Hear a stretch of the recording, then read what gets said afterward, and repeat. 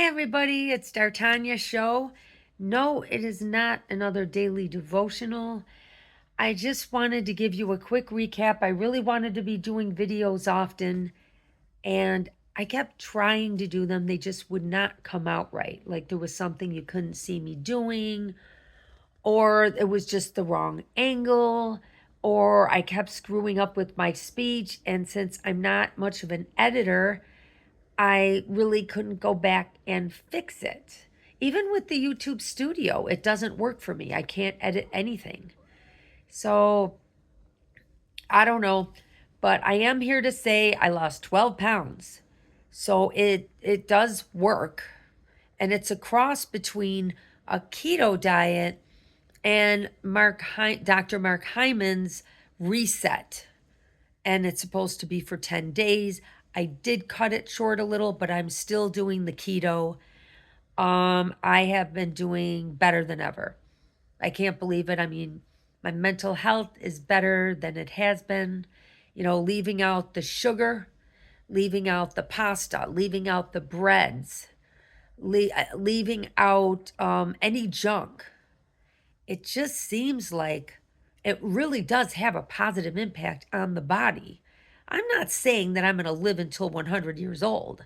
The damage that I did in my youth, I mean, it caused a lot of problems later on in life.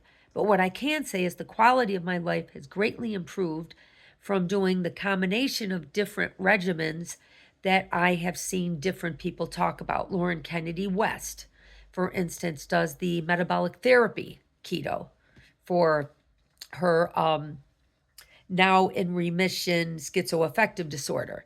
So there I am, doing this, and I'm doing some of that. Hers is very strict. I mean, it's under, I think, 22 grams of carbs a day. I've been doing that. I've been doing about 22 grams and under, but it is very difficult. I don't think eating like a box or a container of mushrooms is going to make my depression worse. So I don't take some of that, where you got to count every single vegetable unless it's a vegetable with sugar. Carrots have a lot of sugar. Sweet peppers do have some sugar, even though they're keto friendly in small amounts. I prefer to just stay away from them for now until I get used to having this 22 and under uh, carbs, carb grams a day. I don't want to start inviting things that might trigger my sweet tooth. You know what I mean? So I'm trying to stay away from things that taste sweet. The thing is, you start tasting food that wasn't sweet before, and it's sweet now. So it's very, very strange. Like I'll have some unsweetened almond butter and it will be so sweet. Like there's sugar in it, but there's no sugar in it. So it's nice. I like being able to do that. I thought I was going to miss the sweet stuff, but what this actually does is it helps you taste the sweet and things you didn't know were sweet before. And I went from 138 pounds all the way down to 126. That's what I am right now. So I don't know. You have to find your own niche. What works for me isn't exactly going to work for you. But the important thing is not just what you eat, but what you're not eating. And I can definitely state, get rid of the breads. I don't care what they're made from. Get rid of the pastas. Unless it's mushroom pasta or what do they call it? Zucchini noodles. You use the spiralizer and, you make your noodles. Or like those mushroom noodles. Those, I think they're made from konjac mushrooms. Not sure about the pronunciation on that, but you could do those. But when it comes to, chickpea noodles, sorry, that's not a good thing. Not good for you. It's also good to be as gluten-free as you can. That's also very good. Let me see. Not too much dairy. Try to stay away from the dairy for about a week, and bring back little bits. if you want to have it. Surprisingly, I am able to control my dairy intake, which I didn't think I was going to be able to do. But I think what happens is when you give up the sugar, it doesn't trigger your appetite. Now your appetite is not as bad as it was because you're not triggering it with sugar. Sugar is a great, appetite stimulator. They used to have it in on menus in restaurants, a fruit plate prior to dinner as an appetizer because it provokes your appetite.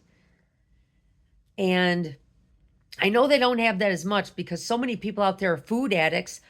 You don't have to provoke their appetite with fruit. They'll just eat whatever. But I did just want to let you know everything's going fine with this wonderful reset. I am not doing it as of this point. I actually decided not to do it today. I had some field roast sausages. I don't think that's in the reset. Also, I'm not supposed to have any soy products, which is tempeh. Because I'm a vegetarian, I'm not getting meat. So I have to find another source for fat and protein and calories. And it isn't easy. I'm not one of these raw food people like Fully Raw Christina. Check her out. She is incredible. But I just, that's not how I can survive with my stomach the way it is. I can't have any lemon, lime, oranges, pineapple. I can't have any of those things. And then when you think keto, I can't really have those things anyway. I can have maybe a third of a banana. That is my limit when it comes to a banana in my daily regimen. So as you can see, it's a little tougher, but I have remained in ketosis since I think it was the 1st of March when my ketosis kicked in. I got these sticks. They're like you pee on them and they tell you what your ketones on. They're ketone test strips. I got mine from Orbaachs, Horbaachs. So you can go on there and get those. Piping Rock might have them. I'm not sure, but that's another good site to get supplements. I take a calcium, magnesium, zinc supplement. And I also have an almond milk that I drink with calcium in it because I lack calcium. And so I invited cheese back just to give myself a little bit of calcium. And along with the almond milk, that's pretty good. And then I also take a magnesium supplement along with that, trio supplement.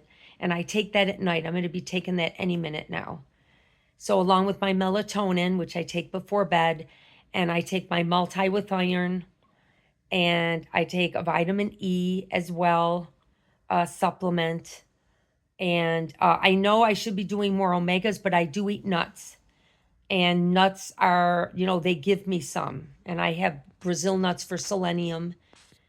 Yeah, so make sure when you have your salt too, make sure to get a salt that is iodized.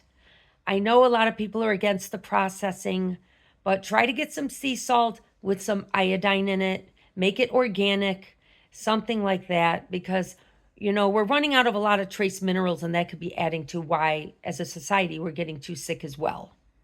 So, all right, I think that's it. Also, if you want to have a meal supplement shake, you can look up the Clean program. It's a little pricey, but if you use like half a scoop a day, try to stretch it out, and you get promotional deals. So look up the Clean program. Or if you're not anti-Nestle, who bought Garden of Life, you could also go for Garden of Life. That's a very good one. I can't do it because my stomach responds negatively. I'm trying my best to put back the probiotics. So I have probiotic non-dairy yogurt, but cheese is always good for probiotics.